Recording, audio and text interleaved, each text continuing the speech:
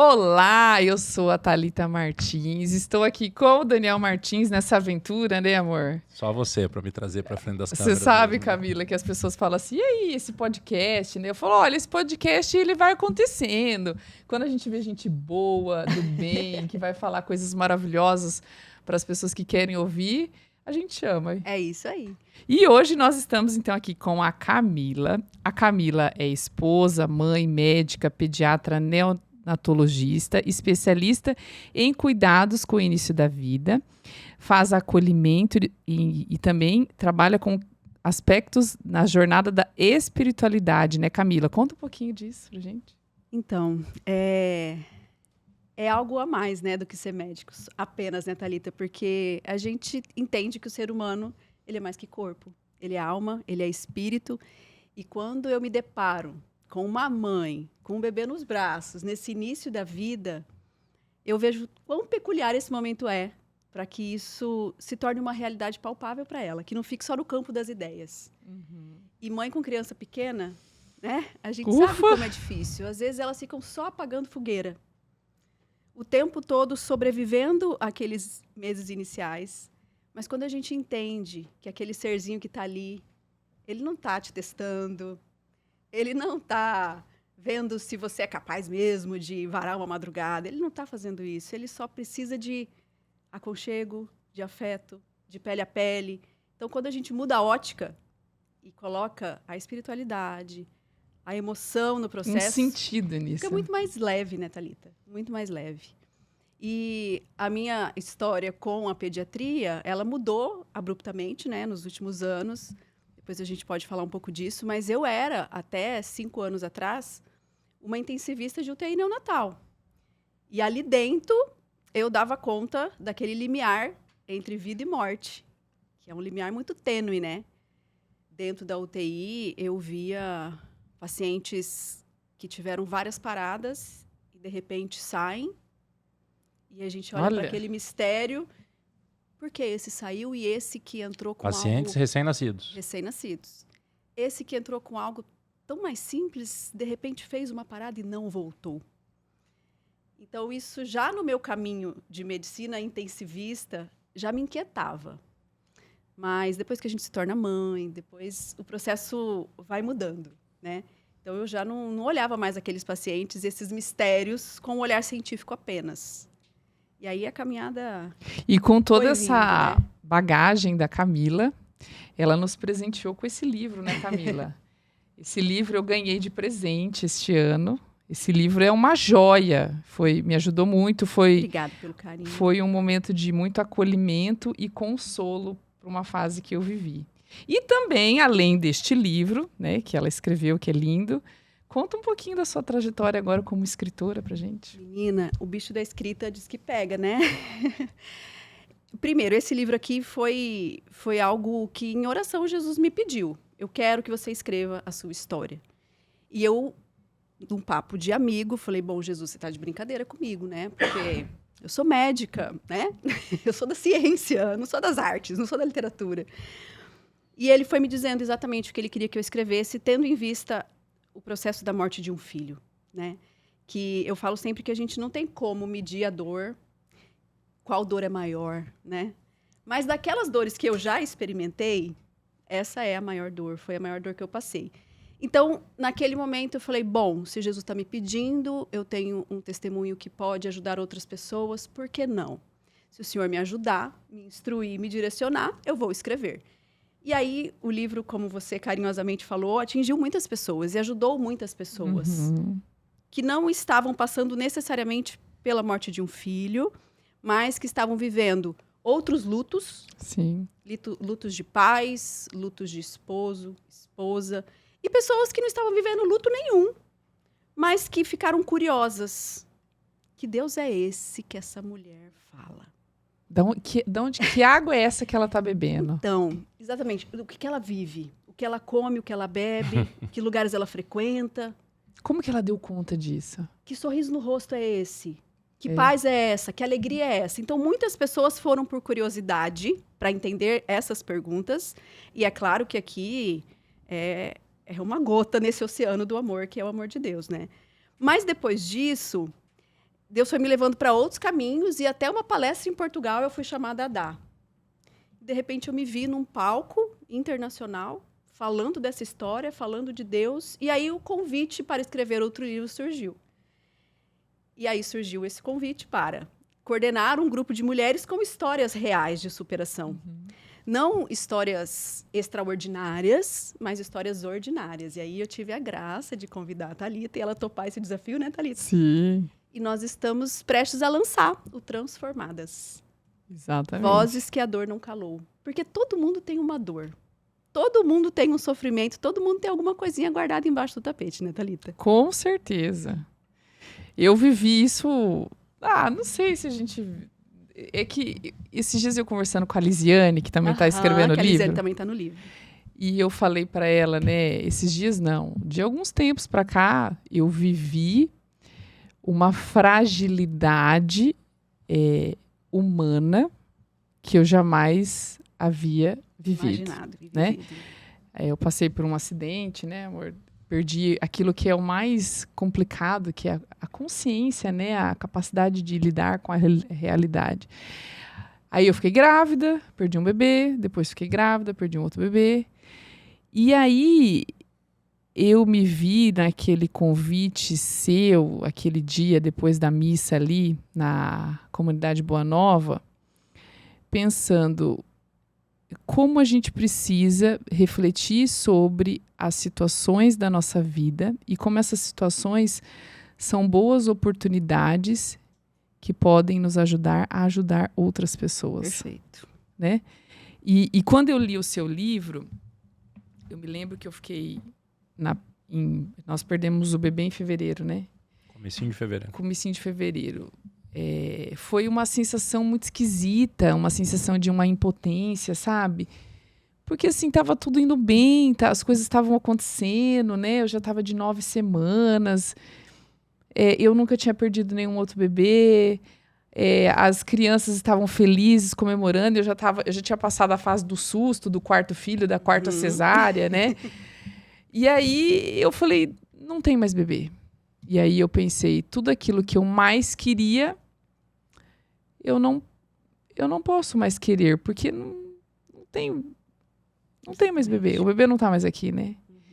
E você foi um motivo de você foi acolhedora e muito sensível na escrita do seu livro, entendeu? Nessa sua... Não sei, como que é para você contar tudo isso pra gente, né? Toda essa...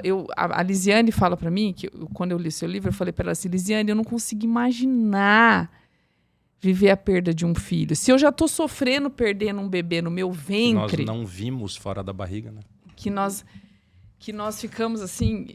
Eu não consigo imaginar a dor da Camila, eu não consigo imaginar como ela viveu e como ela é forte, sabe? Thalita, é o triunfo de Cristo. Só isso que eu tenho para te dizer, porque eu também não consigo explicar. Eu olho para trás, como eu vivi, como eu suportei, como foi cada dia, o dia da notícia, o dia do velório, o dia do enterro, e aquele dia a dia que vai se repetindo, e a ausência, e o Jansen entre a vida e a morte, foi um processo onde eu só enxergo o triunfo de Cristo. É a graça, é o poder dele através de mim. São as virtudes dele. Você já tinha essa percepção, essa consciência naquele momento? Ou você estava vivendo meio que no automático, no meio daquele caos todo? Eu tinha consciência, Daniel, absoluta consciência. E nisso eu vejo a diferença que faz termos fé, termos intimidade, conhecermos a pessoa de Cristo. Entendermos que ele não é uma ideia, que ele não é uma filosofia, que ele é uma pessoa. Então, eu sou muito grata à minha conversão, ela ter acontecido alguns anos antes do acidente. E algumas pessoas até me perguntam assim, você acha que você foi preparada para viver isso? Não, não acho. Mas eu sou agraciada por ter sido preparada. Porque, na verdade, o que Deus quer de todos nós é isso, é essa intimidade, essa vida da graça, essa vida de intimidade, de comunhão com Ele. Porque nós viemos dele, para Ele nós voltaremos. Sim. Então, eu não acho que eu fui preparada. Mas eu tinha convicção, Daniel, naquele momento, de que aquilo não era humano. Não era. A paz que eu sentia, a serenidade de ter que conversar com a minha filha, de acolher, de dar a notícia para o Jansen, que foi eu que dei a notícia para ele, da morte do Mateus. O jeito que eu me recordo da missa de 7º dia, do enterro, do velório. Eu tenho tudo isso muito... São cenas e memórias muito claras em que eu olho de fora e falo, aquilo era divino. A força. Exatamente. A capacidade de suportar. De suportar. E eu percebo quanto o ser humano, vocês lidam com crianças, né, na escola, e o ser humano ele é moldável. Nós somos capazes, nós temos potências absurdas, que muitas vezes não são exploradas, não são levadas até o seu mais alto nível. E essa potência do espírito é uma delas.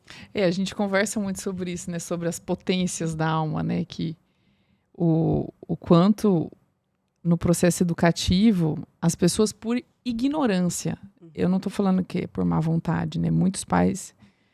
Por não saberem. Não saberem, né? Essa questão, a gente fala, puxa, mas o fulano é diferente. Não é que ele seja diferente, é que as potências que Deus permitiu que ele tivesse foram desenvolvidas, né? E o elevaram, né? Sim.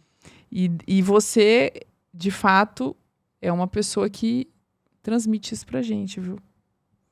Eu me lembro de ter, em algum momento... Ó, propaganda pro Guilherme, a filosofia do zero. Ficou a propaganda, Guilherme. Eu já vi essa estatística de que casais que perdem filhos, infelizmente, muitas vezes acabam se divorciando, né? E eu acho bem compreensível sob uma perspectiva menos espiritualizada, por assim dizer, né? E aí, coincidentemente ou não, talvez mais providencialmente, né? Essa semana eu me deparei com duas... Eu vou explicar. Um trecho de um livro que eu estou lendo, do Scott Hahn, A Primeira Sociedade, se não me falha a memória, é o nome do livro, em que ele trata o livro inteiro sobre o matrimônio, né? E que ele fala que quando tudo dá errado, tudo, quando morre alguém que a gente ama, quando... a gente fica completamente sem dinheiro. Enfim, quando tudo dá errado, o que segura a gente é o amor da família que vive para Cristo. Sim. E hoje eu assisti uma homilia do padre José Eduardo em que ele está falando que, infelizmente, a imensa maioria dos matrimônios cristãos acabou se tornando uma espécie de contrato em que cada um entra com a sua parte, e se não der certo, eu tiro a minha parte e vida que segue, né? E ele fala, não, o seu cônjuge é o seu Cristo. Exato. Você tem que ser o sirineu do seu cônjuge, você tem que carregar a cruz junto com ele. Até te mandei esse pedacinho dessa homilia. Então, nos dois casos, vocês duas falando aqui agora, me lembrou muito isso, né? Eu imagino que você e o Jansen devem ter tido que carregar a cruz um do outro com... E é exatamente isso, Daniel. O dia que um não está tão bem, o outro chega com a sensibilidade de um casal que já tem 20 anos junto, percebe no olhar e vem, dá um abraço, uma palavra, ou simplesmente se abraça e chora. Tem dias que é só isso. E as pessoas perguntam muito. E as pessoas perguntam muito. O que fazer no momento da dor, do sofrimento, na hora que vem? Vive. Não adianta para jogar para debaixo do tapete. Não adianta fugir desse processo, porque agora fazem 4 anos e meio, né? Foi junho de 21. Óbvio que o tempo também é um excelente remédio, né? Vai doendo cada vez menos. Aquela dor lancinante de todo dia. Sim. Vai doendo menos, mas existem momentos e não existe assim uma data. É quando é aniversário ou quando é Natal. Não existe. E é literalmente isso. Se colocando na posição do samaritano, do evangelho de hoje, né? Exatamente. De passar os olhos nas feridas, de dar um abraço, de chorar junto, de acolher. E se a gente não entende isso, Thalita, as pequenas contrariedades da vida, como você falou aqui, uma situação financeira difícil, uma doença, uma traição, Tudo fica mais... tudo fica impossível de Possível. atravessar. É.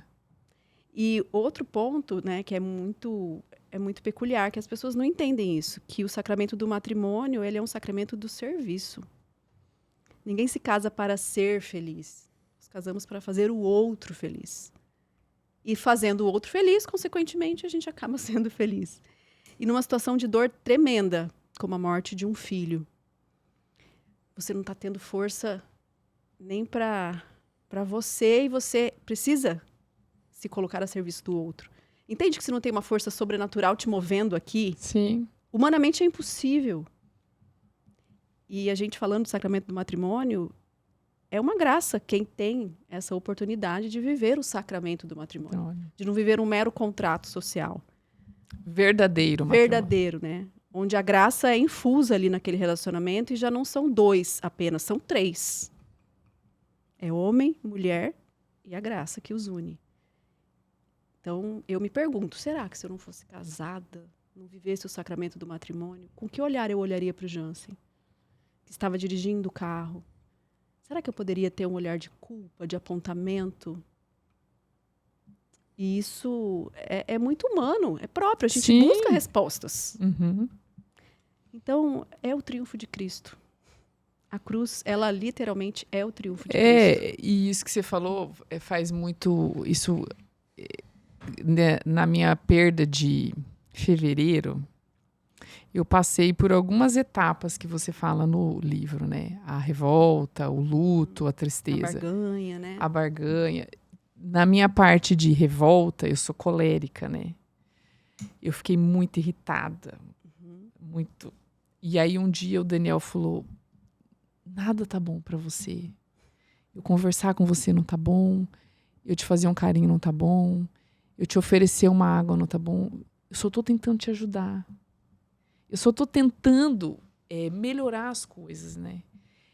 Aí eu lembro até onde a gente tava. Tava lembro. na saída do quarto. Eu sou sanguíneo, então eu não lembro. Eu já ia entendeu? perguntar. Sanguíneo fleumático, já passou. Exato. E aí eu peguei e falei assim... Ele falou, não dá pra gente viver assim. A gente precisa se ajudar. Eu quero te ajudar, mas você tá num nível de uma... Aí eu falei pra ele, olha, você tem toda a razão. Sabe? Eu tô estraçalhado, eu tô mal, eu tô irritado, eu tô revoltado. Eu tô procurando resposta onde não tem resposta. Exatamente. No mistério da vida, não tem. Aí eu falei, sabe quando o Rafael, meu filho do meio, ele tem um gênio parecido com o meu, né? E quando ele perde alguma coisa, ele fica muito irritado, muito bravo, revoltado. Eu falei, sabe quando o Rafael tá naquele jeito, assim, e que o que resolve, às vezes, é só ir lá e dar um abraço nele? Dá um abraço. Mais nada. Acho que é só isso que eu preciso. Que bonitinho. Você tá lembrando? Tô. E aí... E você ganhou esse abraço? Eu ganhei. O Daniel é muito carinhoso. Muito carinhoso. O Daniel É isso. anos-luz na minha frente. Deus... Eu tô lendo esse livro aqui, a Alice Von Hildebrand. Ai, e ela maravilhosa. fala sobre a complementariedade do homem e da mulher.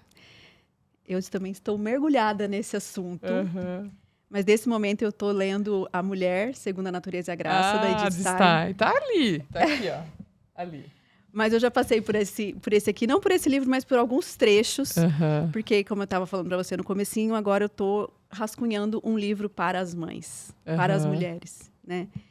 E essa questão da complementariedade é básica no relacionamento. Ela é base. A gente não precisa estar certa, a gente não precisa ganhar a batalha, a gente não precisa ter razão. A gente se completa. Exato. Não é uma competição. Não é uma competição. Não é. Não é quem manda mais, não é quem ganha mais, não é quem manda Isso mais. É isso aí. E no casamento a gente vive isso, né? Só que se a gente não tem essa...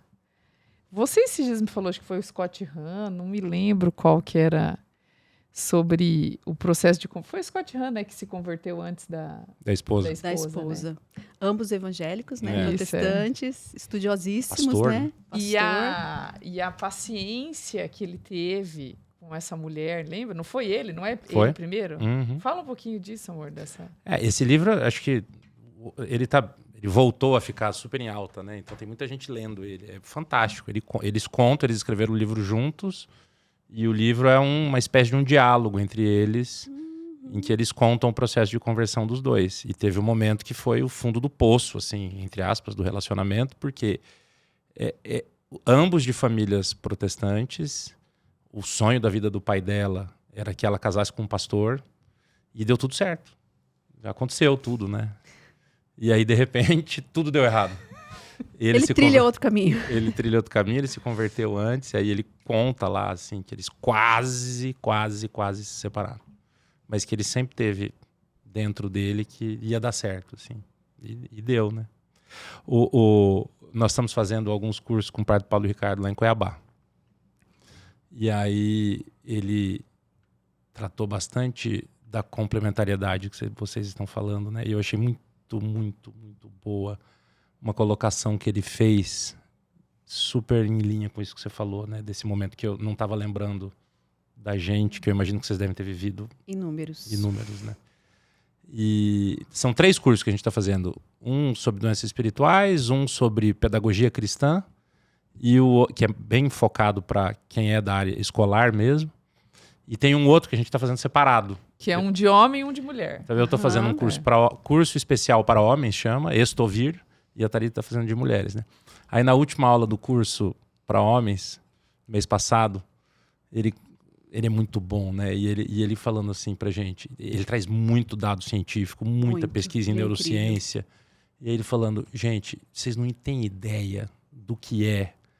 Eu não vou saber falar aqui agora, ele sabe todos os termos técnicos, né? Mas tem alguns dias antes de vocês menstruarem, que vocês ficam absolutamente quase sem nenhum hormônio, não sei que hormônio que é. Exatamente, a gente fica irritado. Isso, e que a vida fica uma coisa horrível, né?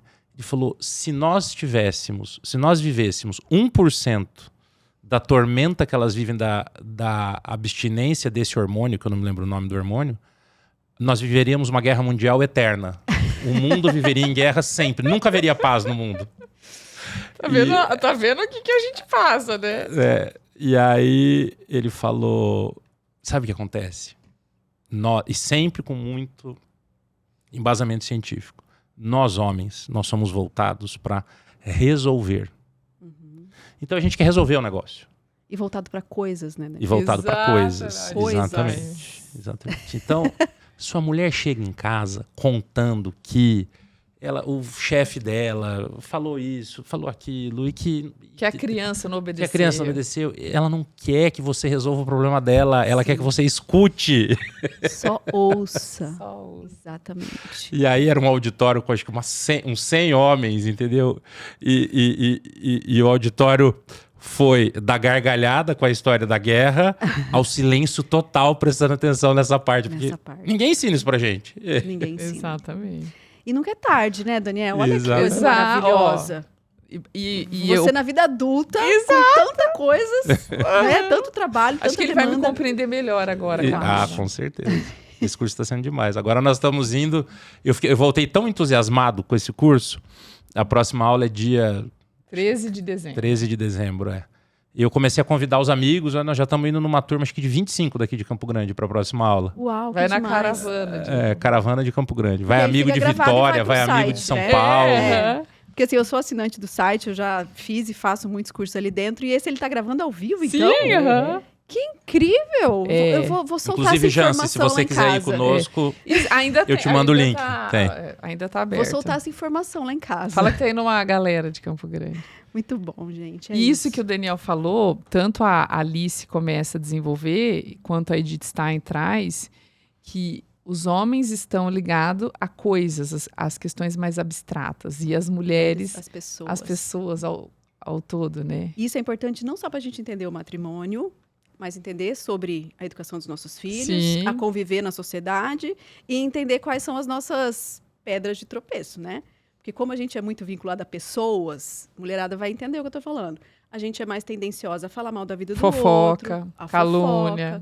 Porque a gente tá com o olhar voltado na pessoa. Isso aí. E aí a crítica... Exatamente. E o ser humano, homem, é a coisa. É. É resolver o problema.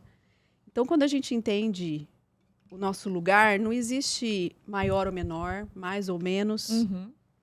A gente entende que a gente se completa. Se completa, exatamente. É a união perfeita da criação que permite a criação de novas pessoas. Novas vidas. E por novas mais que vidas. depois que a gente entende isso, parece meio óbvio, nós estamos vivendo um período da história em que essa perspectiva é absolutamente bombardeada de Perfeito. todos os lados, sob todas as óticas, por inúmeros atores, por inúmeras instituições que têm uma A penetração mídia, na cultura muito grande, né? Muito grande. Então, essa ideia de colocar o homem contra a mulher contra o homem o tempo inteiro está muito forte, né? Esses Então a gente dias precisa nós ficar estávamos- falando essas obviedades que a O gente tempo todo. Nós se estávamos complementa. almoçando em casa. Não, foi uma coisa que chamou atenção, né? E aí eu não sei o que você falou, né? Aí A Luísa e o Rafael estavam fazendo uma brincadeira. A Luísa tem 10, o Rafael tem 7. Uma diferença de idade considerável, né? E aí o Rafael fez alguma brincadeira de mão com a Luísa, não me lembro qual. Acho que foi esse o contexto. É. Eu falei, meu filho, você não pode fazer isso, você é homem, ela é mulher. Eu repito isso 700 milhões de vezes por dia. E aí, em algum momento, eu falei assim, mas homens são mais fortes do que mulheres, é isso. É isso que é disso que você tá falando? você quis falar fisicamente. Força Isso, física. Força física, exatamente. É. E tava nesse contexto. Aí a Luísa parou e falou, pai, isso não é machista não, de falar? Olha. Aí o Daniel falou, filha, o papai queria entender o que é machista pra você, né? De onde que veio essa ideia machista? Não sei. Não sei. Mas ela sabe, no fundo. Mas ela não sabe de onde veio, porque Exato. E assim, a gente tá tão imerso, né, Exato. Daniel? A gente Que a gente não controla, percebe de onde tá vindo. a gente controla consumo de tela. É aquela Mas- história. Quando o peixe está imerso na água, ele não percebe a água. Uhum. Nós estamos imersos nessa cultura, nessa linguagem, nesse tipo de fala o tempo todo.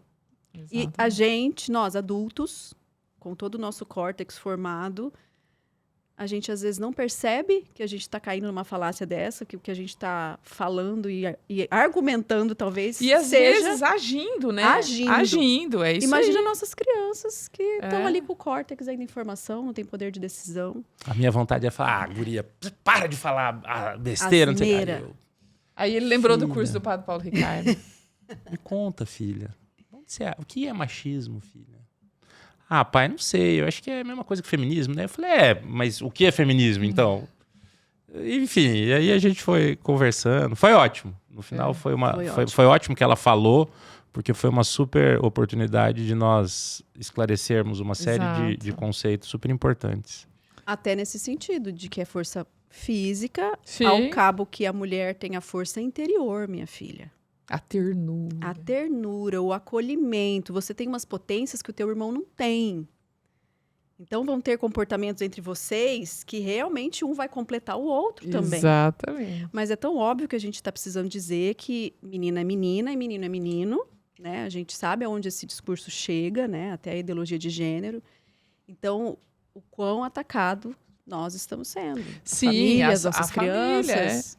E assim, e é interessante a gente falar sobre isso, porque eu também fui contaminada com o feminismo. Eu, Thalita, na minha adolescência, na escola, na televisão que eu assistia, no filme. Tudo isso foi incutido na minha cabeça. Eu tinha um sonho de casar e ter filhos, mas também eu tinha uma ideia que eu precisava ser uma pessoa profissionalmente independente para não depender de homem, Perfeito. tá?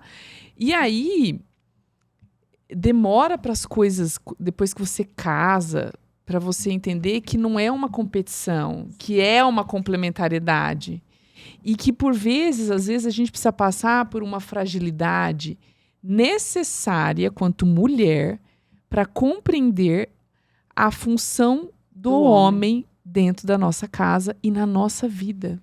E eu vivi isso quando eu perdi a minha consciência, quando eu tive toda a minha vida colocada nas mãos do Daniel E depois, em seguida, quando eu perdi um bebê, voltei para o hospital, tive que ser cuidada, né? E depois, de novo, eu falei, peraí, aqui está o papel, aqui está a mulher, Sim. e aqui está o homem. E que bom que eles estão juntos, né? E o que você está falando é tão incrível. Eu também fui criada assim, viu, Thalita? Minha filha, você vai estudar, você vai fazer uma faculdade para você não depender de homem. Era esse o discurso que eu ouvia da minha mãe e do meu pai. Mas... Eu acho que A nossa fora de um geração. convento não deve ter nenhuma mulher no Ocidente que não escuta isso. A das nossas gerações, né? E aí, quando a gente entende o papel de tudo isso que a gente está colocando aqui, é muito lindo a gente ver que nós podemos ser esposa, mãe, profissional bem-sucedida. Você não tem que escolher uma coisa ou outra. Só que talvez não dá para ser tudo junto ao mesmo tempo, né? E eu, como pediatra, posso dizer, em especial os primeiros 3 aninhos, a criança tem o campo emocional dela fundido ao da mãe. Ela e a mãe são uma coisa só. Então, nesses primeiros 3 anos, é óbvio que a gente entende que existem realidades de famílias e de mulheres onde a mulher é a única provedora, onde o marido talvez abandonou e ela precisa trabalhar, mas vamos imaginar um cenário ideal. Dá para ser uma profissional bem-sucedida, sim, mas entenda com clareza que talvez não agora. Naquele período. Naquele momento. E outra coisa que acontece muito na nossa sociedade atual. Primeiro eu me dedico a isso, aí quando eu já estou lá no topo com todos os meus cargos... Aí eu vou ter filhos. Aí eu vou ter filhos. E aí bate um pouco aquilo que a gente estava conversando no comecinho. Porque a nossa fertilidade, gente não escolhe em que momento nós seremos férteis. Eu vivi isso agora, né? Eu estou vivendo isso agora. Vivendo. Né? O Jordan Peterson bate muito nessa tecla, né? Dos anos em que ele foi clínico. Eu imagino que ele não clinique mais, né? Ele deve ter uma vida muito... Bem aturbada. Mas, assim, ele atendia muitas advogadas ultra bem-sucedidas americanas e canadenses. E uma quantidade enorme delas meio que arrependidas, assim. Eu não posso dizer que essa é a palavra, porque não era eu que estava lá no consultório, né? Mas, puxa vida, agora é tarde, agora não consigo. Sim. E como é importante a gente orientar isso para as nossas meninas, para as nossas crianças, aonde a gente puder estar chegando com a nossa voz, com a nossa palavra. Existe um tempo para cada coisa. Existe um tempo para cada coisa. Hora de ter filhos, hora de trabalhar e ser bem-sucedida. Eles não vão ser crianças pequenas o tempo todo, para sempre. E se puder priorizar os 3 primeiros anos... É a teoria do apego, né? É a teoria do apego. Ele precisa desse objeto de apego primário, que é quem acalma, que é quem faz o cortisol baixar. E aí, tem alguns estudos aqui, a gente falando, né, de estatística mesmo, de que a gente vive realmente o século da saúde mental. Isso não só nos adultos, mas já nas crianças e adolescentes. E tem alguns estudos apontando essa falta do materna apego nos 3 primeiros anos, como causa de ansiedade, de depressão, de automutilação na adolescência. Também. E, na verdade, uma falta... eu andei estudando a teoria do apego muito por conta da escola, porque a gente recebe muitas crianças pequenas, né, Thalita? Então, a preocupação de colocar sempre a mesma cuidadora ali... Perfeito. No berçário, no K1, para fazer todos os cuidados, a troca, o banho, o sono, a higiene, a alimentação. Assim, não... Evitar de trocar, tem que ser a mesma pessoa, tem que ter uma referência de apego, né? De apego. Porque essa mãe, ela precisa, para ela ter colocado o filho na escola, nessa idade tão pequena, é porque ela precisa. A maioria não tá julgando. Nem não é pouco, isso. Né? Eu tô aqui, meu filho tá em casa com a babá, tá bom? Vamos lá. Mas, o que eu sempre procuro trazer para a mãe, para as pessoas que trabalham com crianças, né? Essa criança precisa receber, precisa ter contato com um adulto, de preferência uma mulher. Não necessariamente vai ser a mãe, mas pode ser uma avó, pode ser uma babá, pode ser uma cuidadora, né? Mas que essa pessoa ame essa criança, regule essa criança emocionalmente, né? E hoje a gente vê uma série de pessoas da nossa geração que já viveram com mães no mercado de trabalho, com uma série de problemas, como você disse agora há pouco,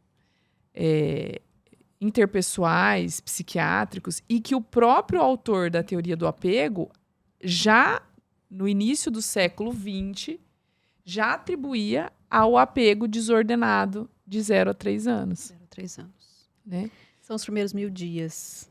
E quando a gente para pensar, gente, em um bebê humano, ele é muito frágil.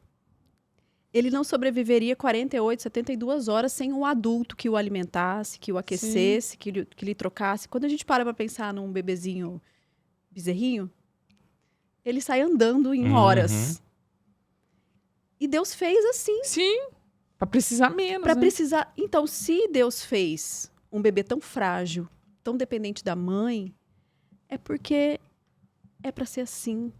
E é claro que a gente vive a vida real. Sim, Eu voltei a trabalhar muito cedo com os meus bebês. eu também. Muito cedo, 4, 5 meses, eu estava de volta aos plantões. Mas era a necessidade do meu tempo presente também, porque naquela época eu também entendia. Agora que eu estou jovem, eu ainda consigo dar plantão. Porque era a minha realidade na época. Sim, tem toda uma necessidade. Tem toda uma né? necessidade, mas a gente vai tentando se adequar. E aí a gente diminui carga horária, trabalha meio período. Eu deixei os fins de semana. Então, finais de semana eram sagrados, eram da família. São os ajustes criativos, né? Ajustes criativos. É possível e a gente faz isso o tempo todo. O tempo todo, exatamente. Eu hoje, com a minha adolescente, ainda faço ajustes criativos. Necessário, né? Necessários. E engraçado que você falou que eu trabalho muito com mulheres, né?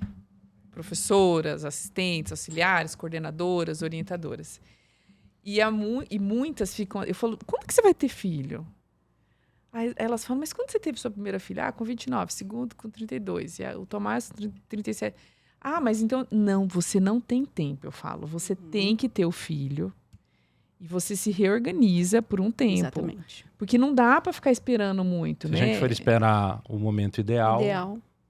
E aí elas falam assim, nossa, o Harmonia é a favor do aumento da taxa de natalidade.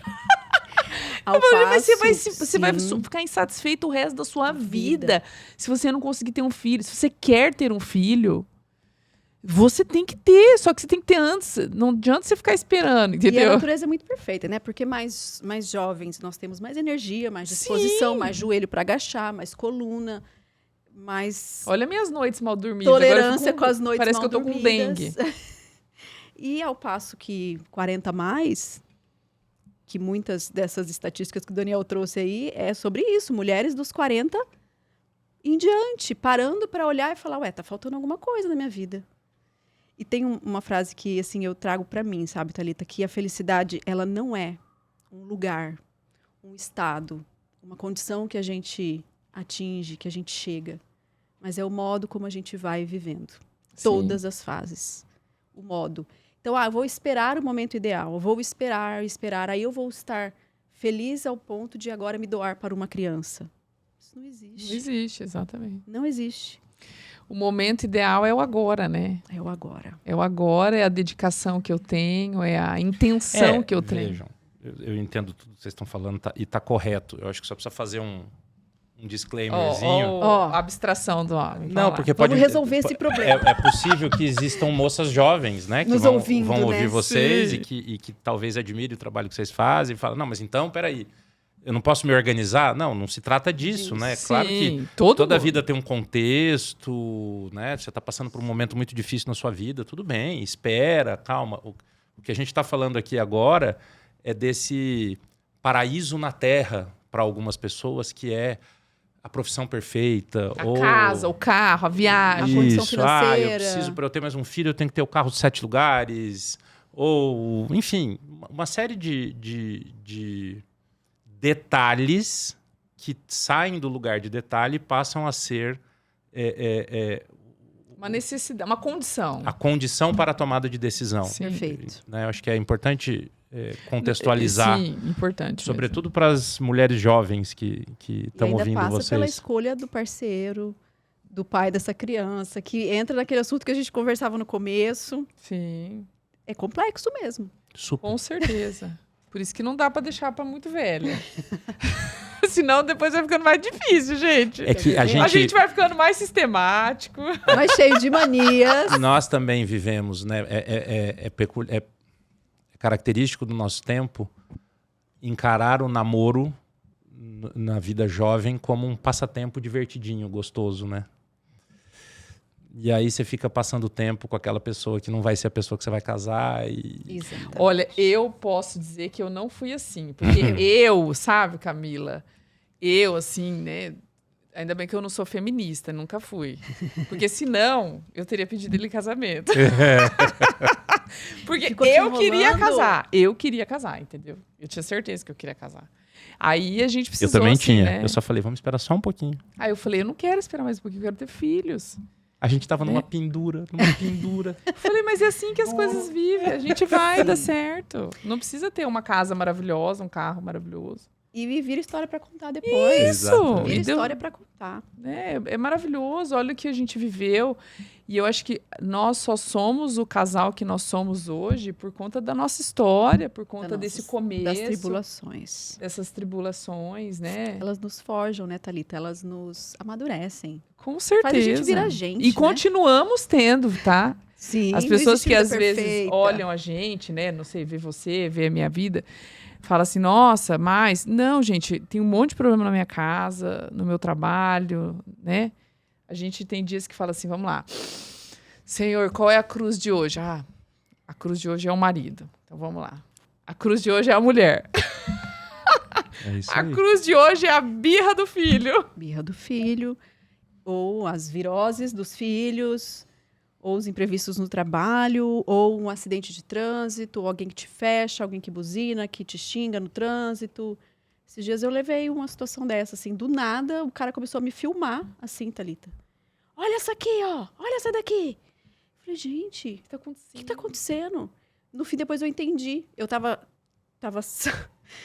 passando na rua de um colégio, e em Campo Grande a gente tem esse mau hábito de parar em fila dupla, Uhum. e ele tava preso na fila dupla. Só que eu tava vindo, eu não tinha nada a ver com a fila dupla, eu tava no contrafluxo da fila dupla.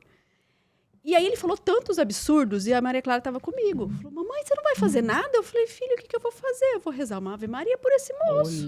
Olha. Porque ele tá atordoado, mas ele te filmou. Falei, filha, a vida é assim, É isso aí. a vida é assim. Aí, falei, você me ajuda? Vamos rezar junto comigo? Aí a gente já aproveita, né? Já dá uma lição, que nessa hora, o que que você faz? Não tem que fazer, eu tenho que fazer. misericórdia. No fim, o que resta é a Então, miséria do e a nada, misericórdia. eu não tinha nada a ver com aquela fila dupla, fui xingada, filmada, não sei se esse vídeo parou em algum lugar. Olha aí, ó, a cara dela é essa daqui, ó, esse carrinho branco aqui, ó, e filmava meu rosto, assim, ó. Pensa, fala assim, oh, meu Deus. Paciência. Ai, mas você sabe que o Francisco Fauzi, eu acho, que é um sacerdote, que foi muito Sim. tempo o sacerdote da... Ele faleceu há pouco tempo, né? É. Da obra, ele falava muito sobre a nossa capacidade de interpretar uma situação com misericórdia. Com Então, misericórdia. puxa, às vezes essa pessoa, filho, está passando por um problema na casa dele, financeiro, tá com dor de cabeça, tá? E aí eu fui o bode expiatório O aqui, gatilho dele. o gatilho, Pra ele né? botar a emoção pra fora, Isso, botar é. aquela raiva pra fora. E isso é o tempo todo, né? E a gente precisa exercitar isso em nós e nos nossos filhos, sobre mudar a ótica. Tenta olhar por uma outra ótica. Exatamente. E aí, nisso, o cristianismo nos ajuda muito. Muito. Jesus é um excelente modelo. O que Jesus faria nessa situação, minha filha? O que Jesus faria O nessa que Jesus situação? faria? Esse é um exercício, né? Tem, inclusive, né, a passagem que a gente pode saber o que Jesus fez. Eu não vou lembrar aqui agora, porque eu não tenho o evangelho de cabeça. Eu fico com uma inveja do Frei Gilson. Ele sabe tudo Sabe de cabeça, tudo. todos os números, tudo, né? Mas é aquela passagem que ele tá com os filhos do trovão. o o Tiago e o João. O Tiago e o João. E eles aí... queriam ser maior do que o outro ou que eles queriam lançar fogo? Isso, que eles queriam lançar fogo, porque o pessoal que estava passando... Os samaritanos não queriam acolher eles, algo assim, e né? acho que foram bastante grosseiros, vamos dizer assim, com Jesus e com os apóstolos, né? E aí Jesus fala, não, calma, espera. usa a mansidão, né? A mansidão, ela é muito mais acolhedora do que ter a razão no sentido popular. E não é Vamos pensar passividade também, não é sobre isso também. Aham. São coisas diferentes, né, Thalita? Sim, eu quis dizer, você ser manso e humilde, mas convicto daquilo que você acredita. Perfeito. Né? Isso acho que é um ponto importante. E aí, gente, a Camila me convidou para escrever o capítulo do livro. Né? Esse livro conta do lançamento, conta da ideia. Olha, como eu disse já, né? Então, esse convite veio nesse momento palestrando num evento, nada a ver com a bolha que eu vivo, não era um evento médico, não era um evento católico. E aí, esse convite chega como um grande desafio, né? Poxa, escrever já não é algo que para mim fluiu de forma natural. E agora eu vou trazer mais gente para esse barco de escrever e mais.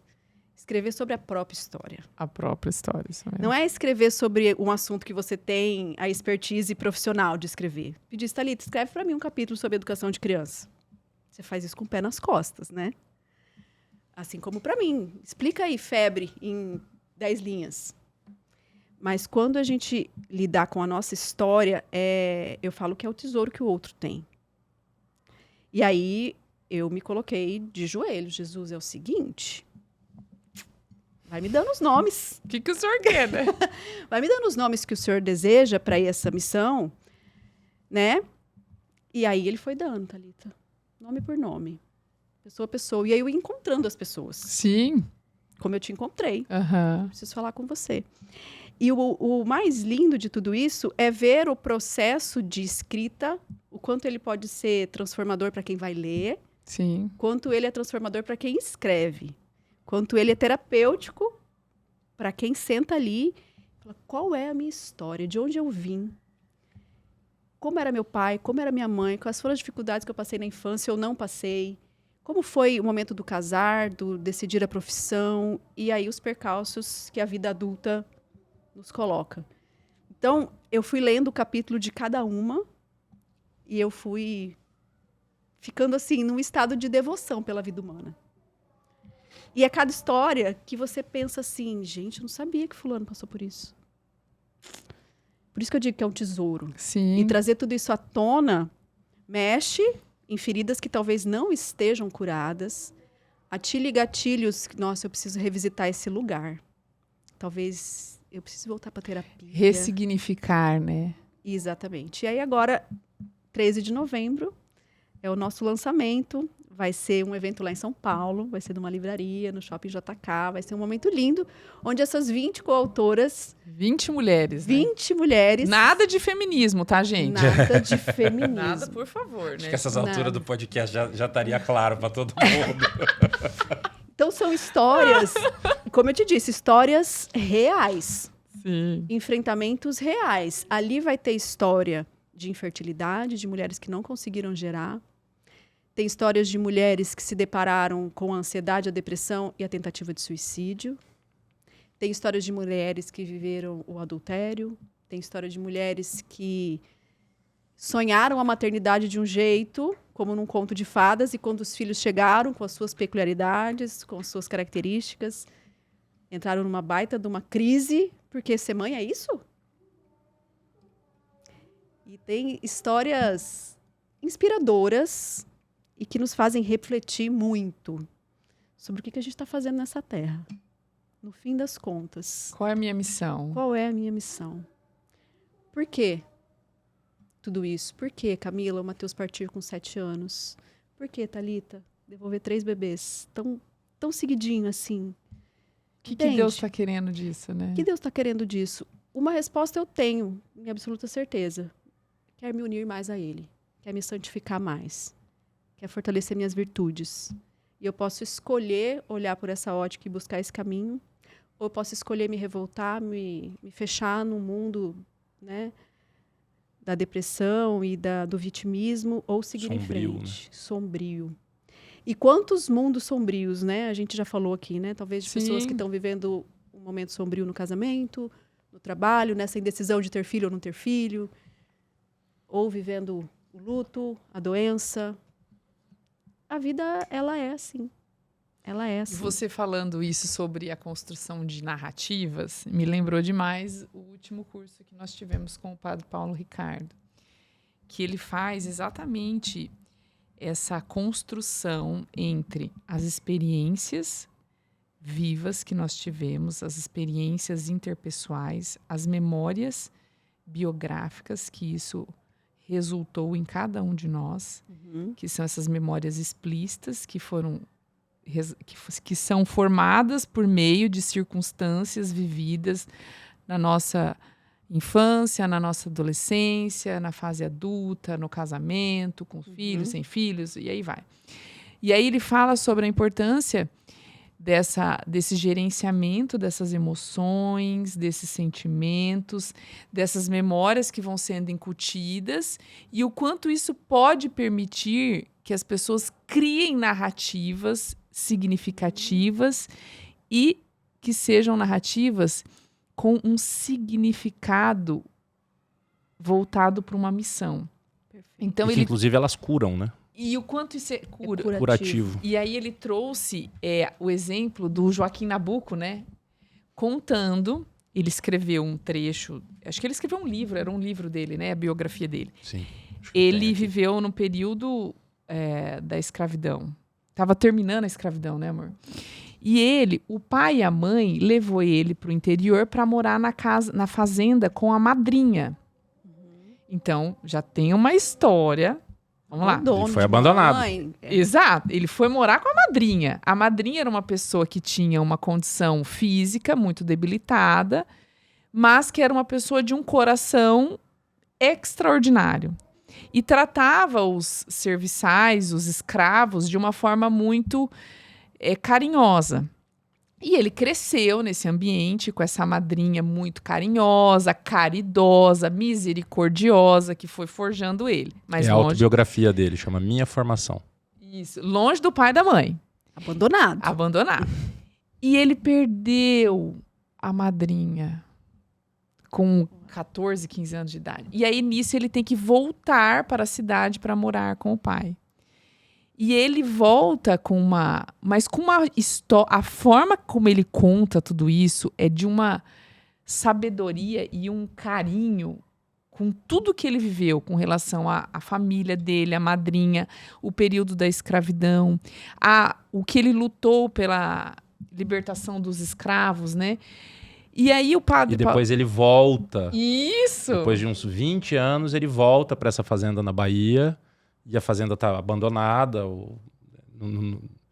E ele começa a ter as memórias e escrever sobre essas memórias todas. Escrever. Olha isso que você falou. Que demais. E aí ele fala o quanto você criar uma narrativa baseado numa experiência viva que foi gerenciada por boas emoções, por mais difíceis que foram as circunstâncias. Olha o que ele viveu. Ele foi mandado para morar com a madrinha. Ele viveu no período da escravidão. Ele perdeu a madrinha, voltou para morar com o pai e com a mãe. E ele conta aquilo com uma... Que sentimento você teve na hora que você escutou aquilo lá? Vamos ver se eu consigo explicar. Carinho, olha isso. E tem um pouquinho de nostalgia. Ele mesmo fala isso, né? Nossa, parece que aquele tempo pode ter sido um pouco melhor do que o tempo que eu tô agora. Mas, sobretudo, carinho. Agora, olha como escrever essas histórias de todas essas 20 escritoras, né? Sim. Pode ser algo que crie narrativas, que já foram, né? Criadas narrativas. Já foram criadas, já estão aí. Então, para você ganhar o mundo. Exato. E que podem ajudar a ressignificar tantos desfechos de vidas que estão sendo vividas neste momento. Neste momento. E que talvez estejam neste momento sombrio aí, como a gente está dizendo. Exato. E que aí essa narrativa que dá esse sentido de missão, tudo tem um porquê nessa vida, minha gente. Tudo tem um porquê. Não no sentido racional, né? Do tudo tem um porquê, mas... Tudo tem uma finalidade. Tem uma finalidade. Tem uma causa final, né? Tem uma causa final. Mas... tem mais, né? Porque o livro nem foi lançado, vai ser lançado agora 13 de novembro. E a editora gostou tanto das histórias das mulheres que eu reuni, que ela falou, Camila, você tem potencial para fazer já a 2ª edição. E a gente já tem a 2ª edição, praticamente metade das coautoras fechadas. Olha que Que legal. demais! Parabéns. Que demais, Que vai ser pro ano parabéns. que vem. E aí eu me pergunto, qual a finalidade de tudo isso? Qual a finalidade de estarmos aqui, né? Como a gente falou no começo. Exatamente. É Deus. É levar um pingo de esperança nesse oceano de guerra, de falta de empatia, de sofrimentos inúmeros em que a família vive, que os jovens vivem, De falta de sentido, né? de falta de sentido. E ouvir, às vezes, uma mãe, né, que perdeu um filho, falando disso de forma, vamos dizer assim, leve, né, sem um peso de desespero, pode, às vezes, dar um nó na cabeça das pessoas. Sim. Pode dar um Como nó. assim, né? Como assim? Existe uma vida, existe uma faceta humana que às vezes a gente não se dá conta, de que a gente não acessa. É um mistério. Né? É o mistério da fé. Exatamente. É o mistério da fé. E nem tudo se explica humanamente pela razão. Mas que a gente possa chegar a Deus pela nossa razão, né? Santo Anselmo nos ajuda nisso e inúmeros outros autores, mas existe o quê do mistério? Existe. Com certeza. Até porque, se não tivesse mistério, não precisava ter fé. Exato. E nosso, Se a gente soubesse todas as respostas, não precisava ter fé. Você tem a ter fé. comprovação. Exato.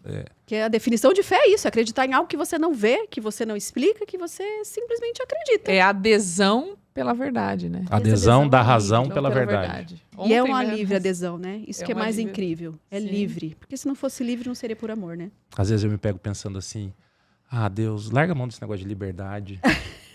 Sabe aquela música daquele Põe pagode? ordem. O que é que eu vou fazer com essa tal Tal liberdade? Não, transforma a gente tudo em escravo de amor do Senhor e acaba com tudo de errado que tem, que vai ser mais fácil. Mas aí eu Resolve penso, essa bom, parada. este é o verme Daniel querendo argumentar com Com Deus. Deus, né?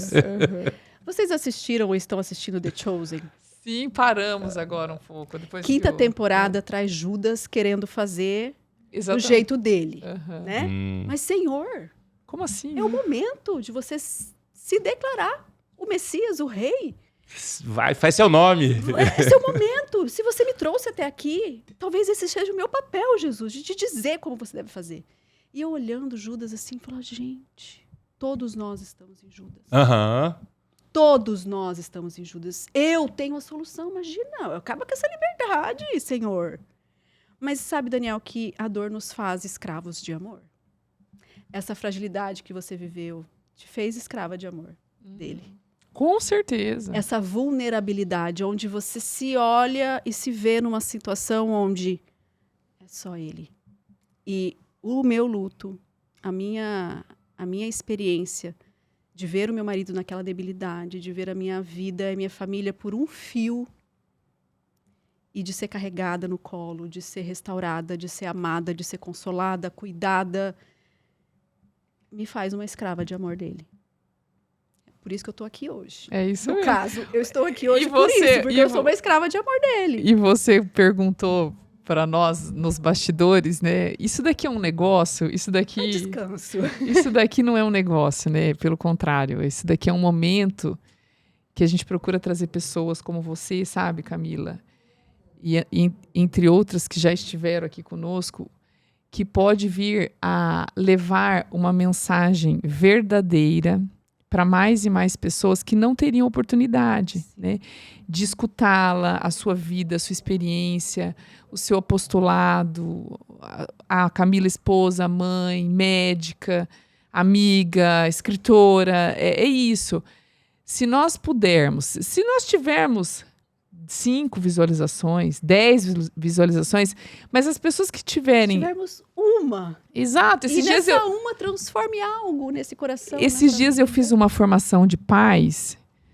O ensino fundamental da escola tem mais de 300 famílias. São 1.600. Não, mas acho que ia ser aberto. São 1.600 alunos.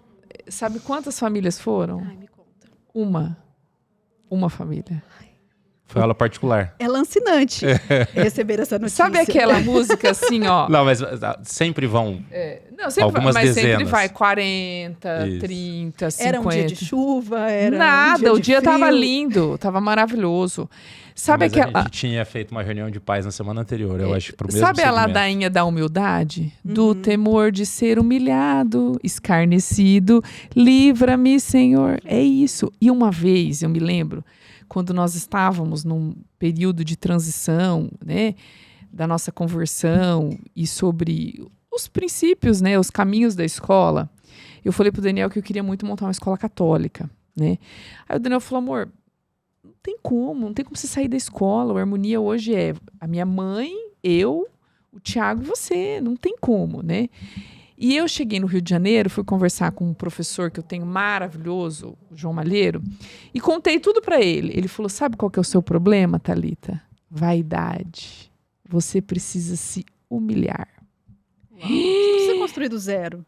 Ele falou, exato, você tem que estar aonde Deus quer que você esteja. Ele quer que você esteja lá no Harmonia, naquelas famílias que precisam de luz, que precisam de um resgate, que precisam de ajuda, de apoio. É ali que você tem que estar. Eu voltei, Camila. Você tem noção? Envergonhada, digamos assim. Envergonhada, revoltada, porque a colérica ela não é fácil assim de lidar, entendeu?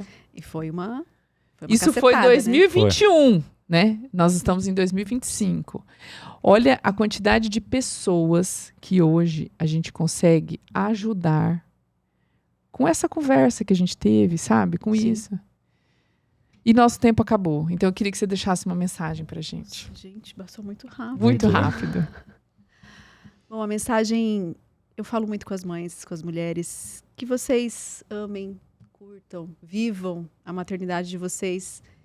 Cada fase, por mais que agora pode ser entre fralda suja, acordar de hora em hora, criança com febre, encatarrada, ame, contemple esse momento da graça. Primeiro porque eles crescem muito rápido, passa muito rápido. E segundo, eu não tenho como não trazer a minha experiência. A gente não sabe quanto tempo a gente tem com os nossos filhos. Então se a gente para e olha para aquela birra com esse olhar, e se hoje for o último dia? A gente olha para aquela situação de malcriação, de um adolescente que bate a porta. Mas e se hoje for o último dia? Isso reorganiza as nossas emoções, reorganiza até o nosso raciocínio de como agir, de como fazer, de como seguir. Então, reclamar não deve ser uma opção para a mãe. Esse olhar de devoção e de que passa muito rápido e pode ser o último dia é o que eu deixo de mensagem final para elas. E olha, eu não ia ler, mas a sua fala, ela veio, assim, tudo a ver com isso daqui que eu ganhei agora. Quando eu perdi o primeiro bebê, eu ganhei o seu livro. E quando eu perdi agora o segundo, eu ganhei esse daqui, A Vida de Jesus Cristo, do Padre Alisson. E no capítulo 3... Aliás, o da Camila também foi Também do Padre foi o Alisson. Padre Alisson. Também. Você é meu mentor espiritual, meu orientador. Assim vejas como, às vezes, parece que o Senhor desampara os seus e os prova com grandes angústias e tribulações para exercitar a sua fé, a sua esperança e a sua caridade, a sua humildade e a sua paciência. Virtudes estas que, com tais tribulações, se aperfeiçoam e crescem, como o ouro se purifica com o fogo e como o fogo se aviva com o ar. Considerando também a paciência e o silêncio da Virgem nessa situação, pois não perdeu a paz da sua consciência, nem a humildade da sua alma, nem descobriu o segredo daquele grande mistério, nem perdeu a confiança no Senhor, que defenderia sua inocência. Nada disto fez, mas posta em oração, descobriu e depositava a sua causa no Senhor, confiando-se nisso e em tudo a sua providência. Igualmente considera a grandeza de sua fé e de sua esperança, pois num caso de tanta dificuldade, onde parece que a prudência humana não encontraria qualquer solução ou saída, não só não desconfiou, mas antes, com toda a confiança, esperou que, de onde tinha procedido o mistério, daí viria o remédio. E quem era o autor de um, também seria do outro. Pois as obras deste Senhor não são defeituosas, mas são acabadas em toda perfeição. Que lindo, né? Lindo, né? E aí, quando a gente lê uma coisa dessa, a gente pensa assim que o modelo de mulher que a gente precisa seguir É Nossa Senhora. é Nossa Senhora. Né? O modelo de homem, São José. São José. E levar nossos filhos para o céu, né, Camila? Essa é a nossa missão. Um seu já tá. O meu eu já consegui cumprir a missão. Exatamente. Uau, né? E que a gente possa ter esse olhar. Que isso aqui é só uma passagem, isso aqui é só um pedaço da história. É só o trailer, o filme completo. Lá no céu, um lá no dia céu. tudo se encaixa. Um dia tudo será alegria, não haverá mais tristeza, incerteza, medo e dor. Então, Exatamente. é o dia que a gente espera. Muito obrigada, Camila. A conversa foi maravilhosa. Obrigada. Feliz por Deus ter colocado você no meu caminho. Espero poder aproximar ainda mais dessa grande mulher que você é. Viu? Obrigada. Obrigada, Daniela. Obrigada, né, amor, por você estar aqui comigo nessa Sempre. aventura. E é isso, pessoal. Estamos aqui. Não sabemos qual será o próximo convidado, mas um dia ele virá. Virá. Tá bom? E um forte abraço e até a próxima.